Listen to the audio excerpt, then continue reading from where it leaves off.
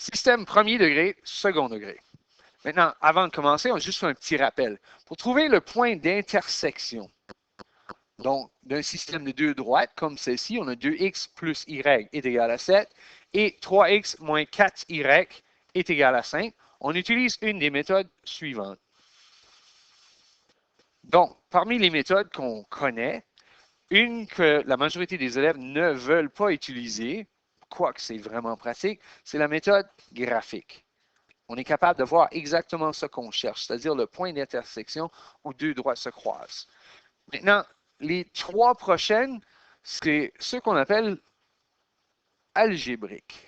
Donc, on peut le calculer à l'aide de variables. Donc, les façons algébriques sont substitution,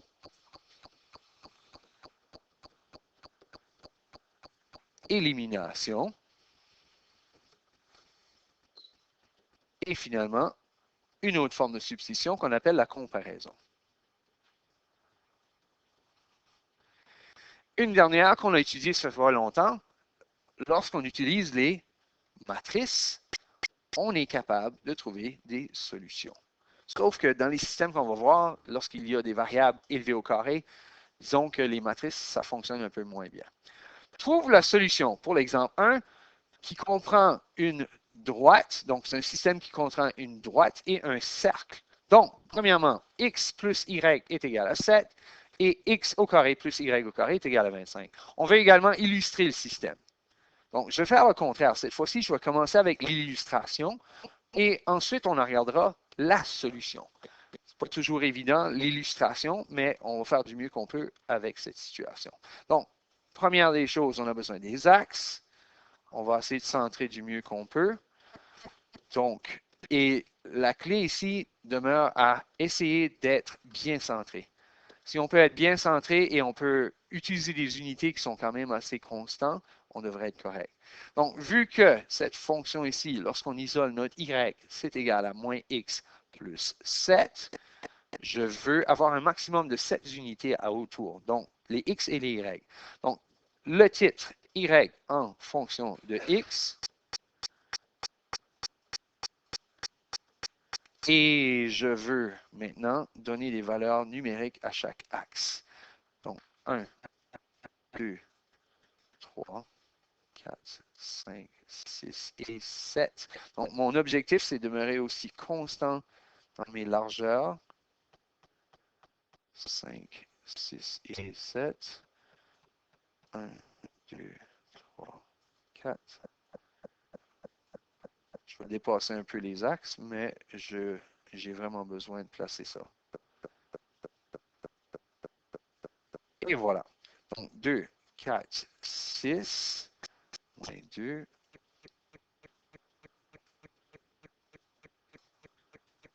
Je mets mon 0 également. Moins 4 et moins 6. Parfait. Donc, je suis prêt à essayer de dessiner ma fonction. Première des fonctions que je vais dessiner, j'ai y est égal à moins x plus 7. Donc, mon ordonnée à l'origine est 7, qui veut dire que je commence sur l'axe des y à 7. Et j'ai une pente de moins 1, qui veut dire que je descends d'unité, je me tasse de 1. Je n'ai pas envie de faire ça ici. Descendre de 1, tasser de 1, ça serait quand même assez long. Donc, ce que je vais faire, je vais descendre de cette unité, je vais m'en tasser de 7. Donc, je vais directement au 7 et 0. Donc, je peux maintenant dessiner ma droite, c'est-à-dire ma fonction affine, et elle ressemble à quelque chose comme ça. Donc, je vais m'ajuster un peu pour essayer d'être précis du mieux que je peux. Donc, quelque chose de même. Donc, ça, c'est pour ma droite. Maintenant, pour mon cercle, et c'est là le plus gros défi, c'est d'essayer de voir où est-ce que mon cercle va passer. On a besoin de l'information. Le cercle, son centre est situé à et son rayon est de longueur. Donc, on sait que le centre, c'est x moins h, donc h et k, qui sont tous les deux des zéros. Et mon rayon, ben, c'est la racine carrée de r au carré, qui est 5. Donc, j'ai un rayon de 5, j'ai un centre de 0, 0, c'est-à-dire que je suis à l'origine. Qui veut dire que je commence à 0, je me tasse de 5 unités dans toutes les directions. C'est-à-dire, je monte de 5 unités, je place mon point, je me tasse à droite de 5 unités, Je vais à gauche de 5 unités à partir du centre et je descends de 5 unités. Donc, en gros, voici les 4 points de référence pour pouvoir dessiner mon cercle. Bon, je vais essayer de dessiner le cercle. Pas toujours facile. Donc, on va essayer. Et voici un morceau. On va s'ajuster au fur et à mesure. Il ne faut pas trop courber vite des fois. C'est ça qui est le truc. Et on continue à faire les 4 morceaux. Et on s'améliore au fur et à mesure. Hi. Un peu croche dans celui-là, mais je crois que c'est à cause que le premier est un peu de travers aussi. Donc, si on regarde, d'après l'estimé qu'on peut voir, si il y a bel et bien 2 solutions, elles se trouveraient là. Je l'avais dessiné hier, puis hier, on avait juste une place que ça avait l'air à croiser. Mais cette fois-ci, on dirait qu'il y en a 2. Donc, il y a possibilité de 1 ou de 2 solutions. La question est, est-ce que c'est vraiment ça? Parce que l'illustration n'est pas toujours précise. Donc, mon objectif maintenant, c'est de trouver ma solution. Si je regarde mon Y que j'ai isolé tout à l'heure, je sais déjà que mon Y vaut moins X plus 7. Puis, en regardant à mon cercle, je sais déjà que j'ai X au carré plus un Y élevé au carré. Donc, je vais prendre mon Y et je vais le substituer par moins X plus 7. Et je vais l'élever au carré. Bon, encore une fois, je veux développer. J'ai juste des X. Donc, X au carré est déjà là. Moins X fois moins X donne X au carré.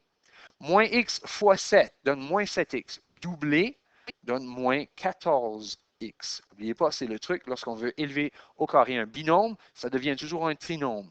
Et finalement, 7 fois 7 donne 49. L'erreur commune, d'habitude, les gens mettent le X au carré, le 7 au carré, puis ils oublient toujours le milieu. Donc, il ne faut pas l'oublier. Donc, c'est égal à 25. Bon, maintenant, tout le monde doit être du même côté, du côté X carré positif. J'en ai 2 des X au carré. J'ai moins 14x et j'ai 49, mais le 25, il s'en vient de ce côté-ci. Donc, 49 moins 25 me donne un total de 24.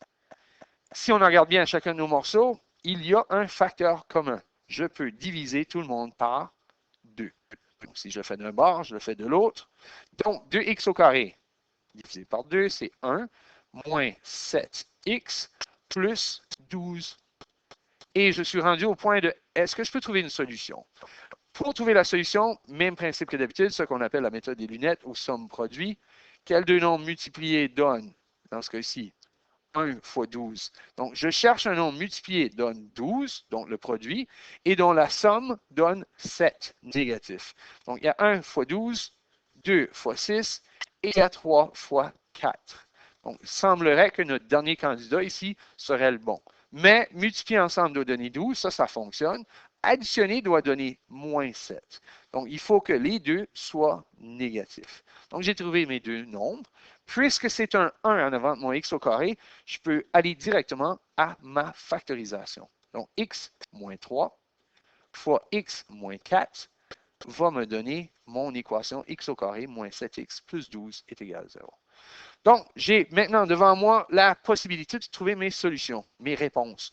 X peut être égal et X peut être égal. Le dernier, c'est X est égal à 4 lorsqu'on l'isole. Et le premier, dans ce cas-ci, c'est X est égal à 3. Oui, mais ça, c'est les X. Ce n'est pas des solutions. C'est des débuts de solutions. Pour trouver mon deuxième morceau, si X est égal à 3 et X est égal à 4, qu'est-ce que Y va être égal? Ben, dans ce cas-là, c'est justement dans cette situation-là que je vais aller chercher mon Y que j'avais au départ. Donc, Y est égal à moins X, c'est moins 4, plus 7, pour un grand total de 3. Ça veut dire que mon coordonnée de point que je viens de trouver, c'est le point 4, 3. Et avec le 3, ça va donner moins 3 plus 7 pour un total de 4. Donc, ce point-ci est l'inverse, c'est-à-dire 3 et 4. Donc, finalement, mon dessin était quand même assez bien, puisqu'on voyait qu'il devrait y avoir deux solutions. Donc, les solutions, on l'écrit dans l'ensemble solution, c'est le point 3, 4 et le point 4, 3. Et voilà pour le premier exemple.